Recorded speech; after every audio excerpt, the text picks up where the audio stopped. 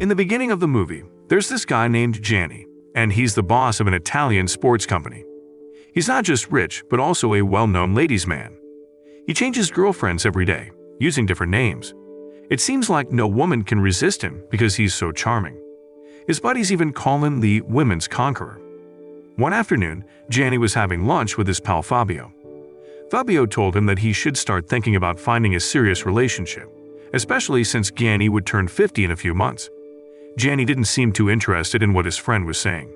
While they were chatting, Gianni's twin brother gave him a call to say that their mom had passed away. Instead of rushing off, Gianni just stayed calm and continued eating. After a couple of hours and a change of clothes, he headed to the cemetery. At the funeral, his twin's brother gave Gianni the keys to their mom apartment and mentioned that she had left a will, wanting him to take care of her things. At first, Gianni wasn't too keen on the idea, but he eventually agreed, even though his relationship with his parents had soured since their divorce. He had grown used to living alone and rarely heard from them. Following the funeral, Gianni visited his mom's simple apartment. There he sat in a wheelchair, reminiscing while listening to the songs she used to play when he was a kid. While he was lost in the music, a neighbor dropped by. She was a lovely woman named Alessia, who worked at a social institution, caring for people with disabilities. Upon hearing his story, Gianni pretended to be paralyzed to get closer to Alessia. He even mentioned that his mom had just passed away, and now he lived alone. Touched by his tale, Alessia offered him the chance to visit her apartment and hang out whenever he felt lonely. The next day at the office, in a meeting, one of the employees suggested creating special sports shoes for athletes with disabilities. When Gianni heard this idea, he proudly declared that his company should only focus on regular athletic products. He was in a foul mood due to the suggestion, and out of the blue, he fired the employee. After the meeting, while Gianni was busy with work, his assistant, Luciana, dropped by to deliver the second-hand clothes he had ordered.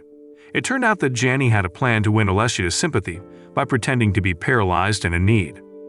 The next day, Gianni went back to his mom's place and asked Alessia to join him for coffee. But as he tried to prepare coffee, he got all flustered about where to find the sugar. Luckily, Alessia didn't suspect anything. While sipping their coffee, Gianni opened up about some sad moments in his life. Alessia's reaction seemed pretty normal. When she was heading home, Gianni changed his approach. He revealed that he wasn't actually poor. He was the CEO of a famous sports company and owned a big villa in the city. Surprisingly, this tactic worked, and Alessia started showing more interest, even inviting Gianni over for lunch at her grandmother's house the following Sunday. On Sunday, Gianni drove over to Alessia's grandmother's house, parking a bit farther away to avoid getting caught. When he arrived, Alessia welcomed him and introduced him to her grandmother. Not long after, Alessia's sister, Chiara, came in. Gianni was captivated by Chiara's beauty at first, but when he learned that she was paralyzed, his smile vanished. It turned out Alessia had invited Gianni to meet her sister and set them up. After lunch, Gianni and Chiara had a conversation outside. Initially, Gianni wasn't comfortable with people with disabilities, so he mostly listened to Chiara's stories and gave brief answers. From their chat, he discovered that Chiara was a tennis athlete and a violinist. The next day, while hanging out with his buddies, Gianni shared a story about his two lovely neighbors in his mom's apartment building. But it seemed like his friends were more intrigued by Chiara than Alessia. Since Gianni had never encountered someone as unique as Chiara, his friends dared him to win her heart. Gianni, known as a ladies' man, accepted their challenge. On the flip side, Alessia visited Gianni's apartment to return a raincoat she had borrowed the day before. There she met Gianni's twin brother. They had a relaxed chat for a while. Alessia expressed her admiration for Gianni's brother. Even though he was paralyzed, he remained enthusiastic about living independently. When Gianni's younger brother learned about Gianni pretending to be paralyzed, he went silent and appeared a little annoyed. The next morning, Gianni gave Chiara a call and asked her out for a Saturday date. He was convinced that Chiara must have been attracted to him when they first met the other day. Later in the afternoon at his office, Luciana informed Gianni that a woman named Chiara wanted to meet him. Gianni got nervous and quickly took a seat at his desk. Chiara explained that she got Gianni's office address from Alessia. When Luciana left, Chiara apologized, saying she couldn't go on a date next Saturday because she had a tennis match. To win Chiara's heart, Gianni offered to sponsor the tennis competition through his company and promised to attend the match to support her. Chiara seemed quite pleased with this. On Saturday, as he had promised, Gianni showed up at the tennis match. Watching Kiara display her tennis skills, Gianni was captivated, and he couldn't even realize that he had fallen in love. After the match, Gianni invited Kiara to have dinner together, but she declined. Instead, she invited Gianni to join her and her other friends with disabilities for a meal. At the restaurant, Gianni's curiosity led him to ask many questions about their world. This conversation left a deep impression on Gianni, and he couldn't stop thinking about it, even to the point of having a dream where he feared he would become paralyzed himself. The next day in the afternoon, Luciana visited Chiara's house because Gianni had asked her to bring some flowers. During their conversation, Luciana was deeply impressed. He couldn't bear the thought of Gianni toying with someone as wonderful as Chiara. When she returned to the office, Luciana tried to share her thoughts with Gianni about Chiara, but he firmly told her not to meddle. A few days later, on the day of Chiara's violin recital, Gianni rented an electric wheelchair from a homeless man outside the venue. As soon as Gianni entered, the performance began. With each passing minute, Gianni seemed to genuinely enjoy and become lost in Chiara's violin playing. When the recital ended, he couldn't help himself and burst into spontaneous applause, thoroughly impressed. Outside, when they met, Gianni took Chiara to a fancy 5-star restaurant for a romantic dinner. There, Gianni couldn't stop complimenting Chiara on her earlier appearance. While chatting, he accidentally hit the button on the wheelchair, causing it to bump into the adjacent table. Chiara burst into laughter. Just as he was about to resume their conversation, Gianni heard his late mother's favorite song. Surprisingly, that night he began to slowly open up and shared his family's entire past with Chiara, something he had never done before. After dinner, Gianni escorted Chiara back to her hotel. On the way, Chiara slipped off her shoes, explaining it had made her feel free. When they reached the hotel, right in front of her room, Gianni maneuvered his wheelchair closer, and the two of them shared a passionate kiss.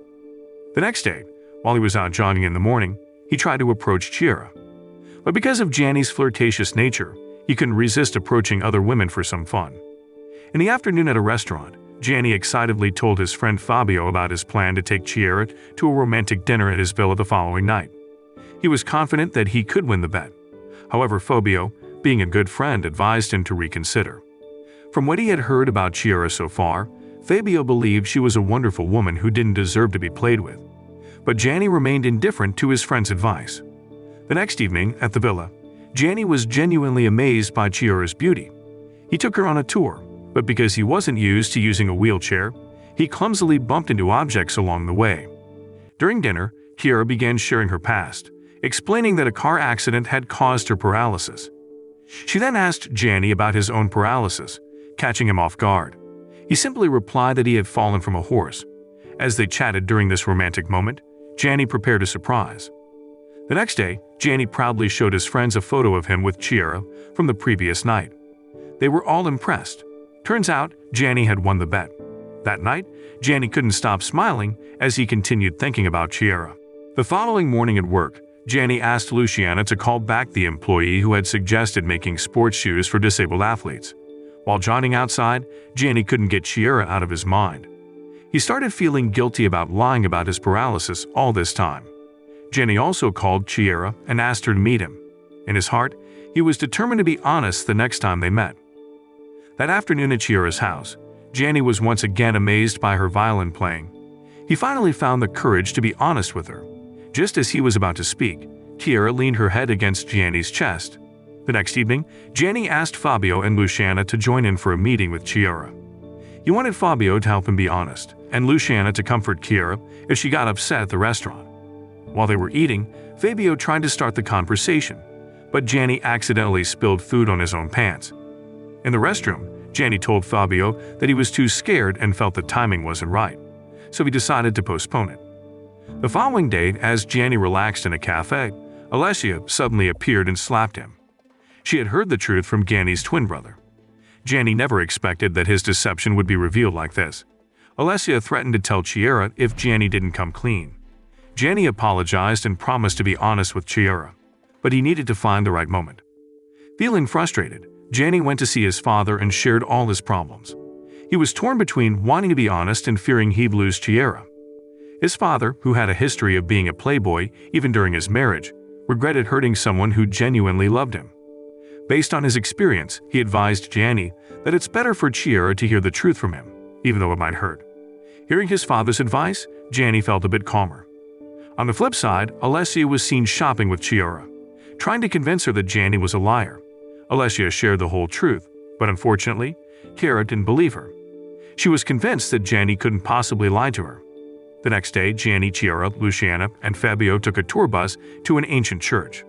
Upon arrival, they explored the historical sites. Jani was still searching for the right moment to come clean. However, while he was deep in thought, he witnessed Chiara nearly getting hit by a truck. Instinctively, Jani stood up and saved her. Since that incident, Chiara and Jani's relationship fell apart. At home that night, Jani continued to dwell on his past mistakes. The next morning, before heading to the office, he made a visit to his mother's grave. At that moment, he deeply regretted not spending more time with his mother while she was alive. If he could turn back time, Jani wished he could hug his mother and make amends. In the office, during a meeting that he was leading, Jani noticed that the employee he had previously fired had returned to work. In the midst of the meeting, he invited the employee to come forward and take over the presentation. As the employee changed the slides on the screen, everyone was taken aback. It turned out that Jani's plan was to create shoes for disabled athletes. At Chiara's grandmother's house, Jani offered his apologies and tried to explain himself. He admitted to lying about his paralysis, but he wanted Chiara to know that his feelings for her were genuine. He truly loved her and was willing to make things right if she would allow it. Chiara's grandmother, touched by Jani's sincerity, eventually softened. She revealed that Chiara had recently left for a tennis match by bus. Jani rushed to catch up. After successfully stopping the bus and boarding it, Jani approached Chiara.